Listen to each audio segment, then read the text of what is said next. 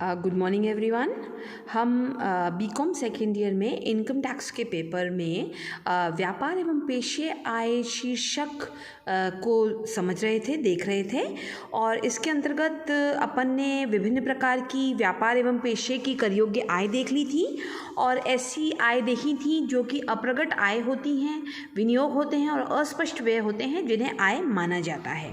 अब हम आय में ही आगे बढ़ेंगे और हम देखेंगे विशेष परिस्थितियों में कुछ ऐसी कर योग्य आय होती हैं जिनको देखते ही लगता है कि वह व्यापार पेशे की आय नहीं है, परंतु फिर भी कुछ ऐसी परिस्थितियां हो जाती हैं कि उन्हें व्यापार एवं पेशे की आय ही माना जाता है। जिसमें देखिए आपके सामने है नंबर 1, मकान का किराया। तो मकान का किराया आप अच्छी तरीके से जानते हैं कि जब भी किसी व्यक्ति को मकान का किराया प्राप्त होता है, एक व्यक्ति के एक से अधिक मकान होते हैं और वह उन्हें किराए पे उठाता है और उसे जो किराया प्राप्त होता है वो मकान संपत्ति आय शीर्षक में कर योग्य होता है। परंतु विशेष परिस्थिति क्या है, देखिए, जब मकान व्यवसाय के सुचारू रूप से संचालन हेतु व्यवसाय के ही कर्मचारी को किराए पे दिया जाता है, चाहे वो सुसज्जित हो चाहे वो असुसज्जित हो, तो प्राप्त किराए को किसकी आय मानेंगे? व्यवसाय की आय ही मानेंगे।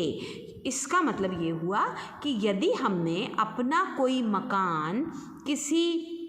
ऐसे व्यक्ति को किराए पर दिया है जो कि उसको रेजिडेंशियल पर्पस से दिया है और वो व्यक्ति हमसे संबंधित नहीं है, वह हमारा कर्मचारी नहीं है, तो उससे जो हमें किराया मिलेगा वो तो मकान संपत्ति शीर्षक में जाएगा। परंतु यदि किसी व्यक्ति ने अपना मकान अपने ही किसी कर्मचारी को दिया है तो वो व्यापार एवं पेशे की आय शीर्षक में जाएगा। उसके बाद देखो बच्चों, सेकंड पॉइंट है लॉटरी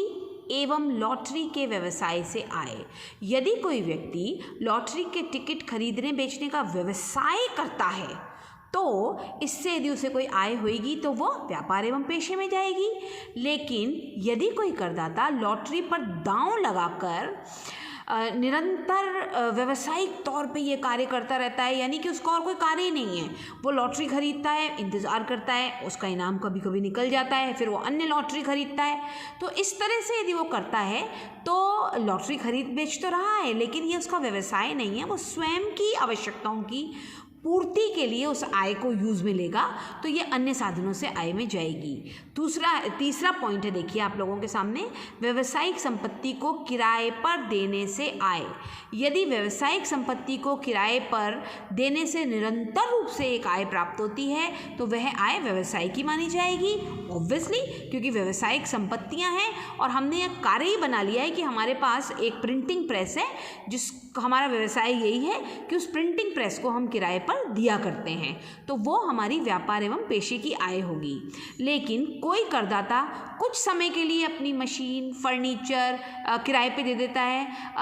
यद्यपि उसका ये प्रति माह या प्रति वर्ष किए जाने वाला कार्य नहीं है, तो अचानक उसने कभी किसी मित्र को ज़रूरत पड़ी या किसी और व्यक्ति को ज़रूरत पड़ी तो उसने अपनी मशीन किराए पे दे दी, तो ऐसी कंडीशन में वो अन्य साधनों से आय शीर्षक के अंतर्गत आएगी। चौथा पॉइंट है आप लोगों के सामने, देखिए, ब्याज से आय।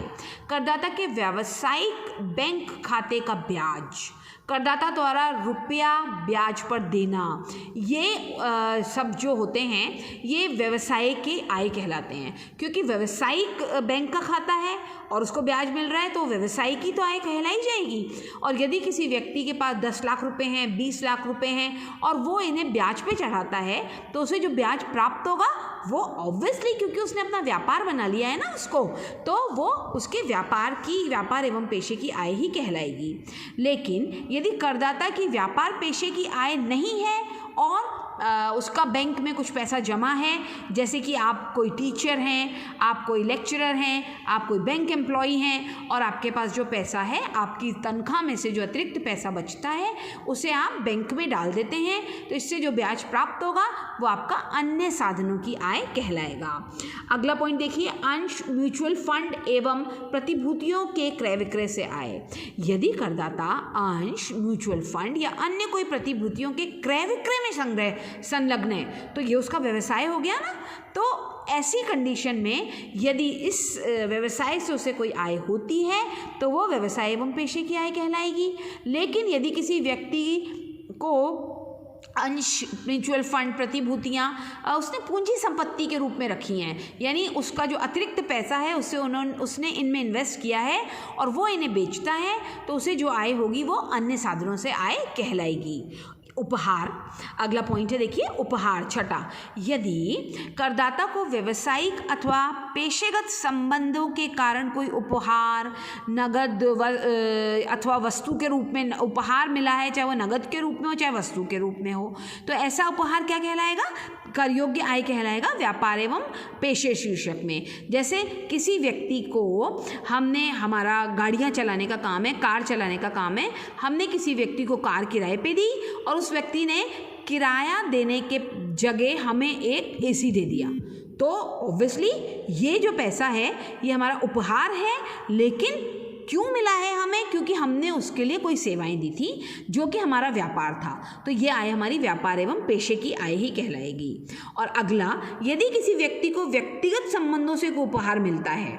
और गत वर्ष में सभी का योग मिला के 50,000 से अधिक है, तो ऐसी राशि हमारी कर योग्य होगी, लेकिन कौन से शीर्षक में होगी? अन्य साधनों से आय शीर्षक में। इसका मतलब कि यदि किसी व्यक्ति को व्यावसायिक उपक्रम नहीं है उसका कोई, और तब भी उसे किसी व्यक्ति ने कोई उपहार दिया है, तो वह 50,000 से अधिक है, तो वह अन्य साधनों से आय में कर योग्य होगा, अन्यथा वो कर मुक्त होगा। उसके बाद देखिए निम्नलिखित और कुछ आय आप लोगों के सामने मैं दे रही हूँ जो कि व्यापार एवं पेशे की आय नहीं मानी जाती। जैसे घुड़दौड़ के लिए घोड़े तैयार करने की आय अथवा घुड़दौड़ में दांव लगाने की आय। यदि किसी व्यक्ति का ये व्यवसाय ही है कि वो घुड़दौड़ के लिए घोड़े तैयार करता है और वो घुड़दौड़ पे दांव लगाता है, तो ऐसी कंडीशन में भी चाहे ये उसका व्यवसाय है, लेकिन इससे होने वाली आय व्यवसायिक गतिविधि नहीं होती और ये कहाँ जाती है? व्यापार एवं पेशे की आय में न जाकर अन्य साधनों की आय में जाती है। इसी प्रकार अंशों का कोई लाभांश किसी व्यक्ति को मिलता है, तो भारतीय कंपनी अधिनियम के अनुसार अंशों पर यदि उसे कोई लाभांश मिलता है तो धारा 1034 में 10 लाख रुपए तक तो वह कर मुक्त होता है, एवं म्यूचुअल फंड एवं यूनिट्स के लाभांश कर मुक्त होते हैं। परंतु यदि किसी विदेशी कंपनी अथवा सहकारी समिति के अंशों से लाभांश मिलता है तो यह लाभांश अन्य साधनों से आय शीर्षक के अंतर्गत कर योग्य होगा। इस प्रकार आज हम लोगों ने देखा कि ऐसी कौन कौन सी आय होती हैं जो कि आय होती तो हैं परंतु उनको कभी कभी व्यापार पेशे की आय में शामिल किया जाता है और कभी कभी नहीं किया जाता।